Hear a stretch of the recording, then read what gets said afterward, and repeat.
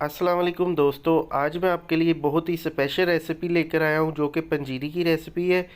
इसको आप बनाकर अगर खाते हैं तो इससे आपको बहुत ज़्यादा फ़ायदा होगा। जैसा कि आजकल हर बंदे को जोड़ों का दर्द है, कमर का दर्द है, पट्ठों का मसला होता है। तो इन सारी चीज़ों का, सारी दर्दों का इलाज इस रेसिपी में है। जो इसमें मैं चीज़ें यूज़ करने वाला हूँ उससे आपकी सारी दर्दें छू मंतर हो जाएंगी। बिस्मिल्लाहिर्रहमानिर्रहीम। यहाँ पे एक कढ़ाई ली है, इसमें 2 टेबल स्पून हमने देसी घी शामिल करना है। और यहाँ पे हमने देखे जी घी का पिघलने का वेट करना है। घी जब पिघल जाए, थोड़ा सा गर्म हो जाए, तो 300 ग्राम हमने यहाँ पे मखाने लिए हैं। मखाने आपको पंसार स्टोर से मिल जाएंगे। और ये मखाने हमने पहले इसमें टोस्ट करने हैं। मखाने जो है कि जब कच्चे होते हैं तो जब आप इसको मुंह में डालेंगे तो ये समझ लेके कुरकुरे नहीं होंगे। तो हमने इसको 10 से 12 मिनट के लिए लो फ्लेम पे टोस्ट करना है। तो 10 से 12 मिनट के बाद जब इसको चेक करेंगे तो ये देखिए इस तरह से इसको दबाएंगे। दबाएंगे तो ये देखिए कुरकुरे से हो जाएंगे, ये चूरा सा बन जाएगा, टूट जाएंगे। तो समझ लें ये मखाने हमारे टोस्ट हो चुके हैं। इसको एक बर्तन में निकाल लेंगे। आपने चेक करना है ये जले भी ना। यहाँ पे गूंद ले लिए हैं हमने। गूंद का जो वेट है 50 ग्राम है। ये गूंद को हमने पहले एक हमाम दस्ते में डालना है और इसको थोड़ा सा बारीक कर लेना है। बहुत ज़्यादा बारीक नहीं करना, इसको भी हमने दरदरा सा रखना है। और इसको एक बर्तन में निकाल लिया। फिर से 1 टेबल स्पून देसी घी शामिल करेंगे और गूंद को भी इसमें डाल देंगे। और यहाँ पे हमने इसको इतना टोस्ट करना है कि ये सारी गूंद अच्छे से फूल जाए। तो मैं आपको दिखा देता हूँ किस तरह के हमने रखना है इसको। तो ये देखिए जी, अल्हम्दुलिल्लाह से यहाँ पे गूंद फूलना स्टार्ट हो गई है। तो फाइनली ये देखिए सारी फूल चुकी है अच्छी तरह से। तो जब इस तरह सारी फूल जाए तो आपने इसको मखाने वाले बाउल में, बर्तन में इसको डाल लेना है। और फ्लेम को लो ही रखना है, हर चीज़ जो कि लो फ्लेम पे हमने टोस्ट करनी है। फिर से 1 टेबल स्पून घी देसी घी शामिल करेंगे।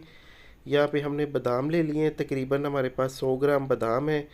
और बादाम को पहले टोस्ट करेंगे थोड़ा सा। बादाम को टोस्ट करने के बाद 100 ग्राम इसमें काजू डाल देंगे। और उसके बाद इसमें 50 ग्राम हम पिस्ते की गिरी डालेंगे।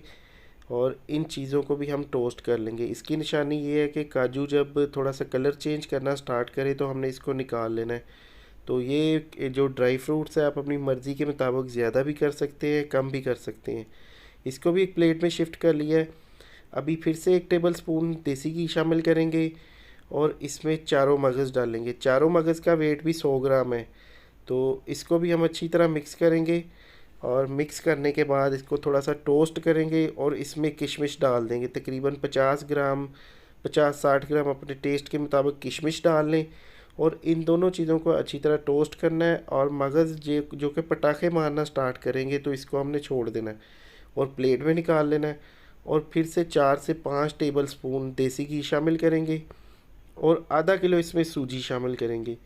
सूजी को अच्छी तरह छान लिया है। किसी अच्छी शॉप से अच्छी सूजी लेनी है आपने, साफ़ सुथरी।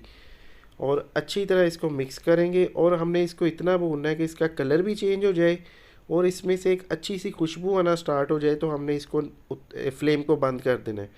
यहाँ पे देखिए कलर चेंज हो गया है और इसकी खुशबू भी आना स्टार्ट हो गई है। फ्लेम बंद कर दिया है। और तकरीबन ये खोपरा है हमारे पास, 25 से 50 ग्राम खोपरा लेना है और ये खोपरा इसमें डाल देना और 2 मिनट के लिए इसी तरह से चलाना है, क्योंकि सूजी गर्म है तो इसमें खोपरा भी टोस्ट हो जाएगा। इसको एक बर्तन में निकाल लेंगे और इसको ठंडा कर लेंगे। और यहाँ पे हमने एक मीट चॉपर ले लिया है, इसमें हम मखाने डालेंगे और गूंद डाल देंगे। ये देखिए इस तरीके से। अगर आपके पास मीट चॉपर नहीं अवेलेबल तो आप ये काम हमाम दस्ते में भी कर सकते हैं।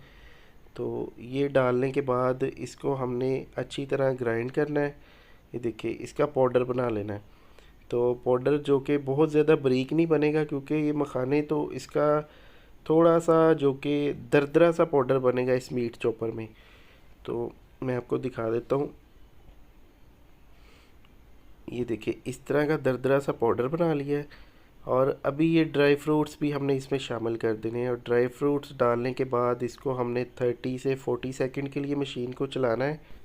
और इसको ड्राई फ्रूट्स को हमने थोड़ा सा दरदरा रखना है, मोटा रखना है, बहुत बारीक नहीं करना।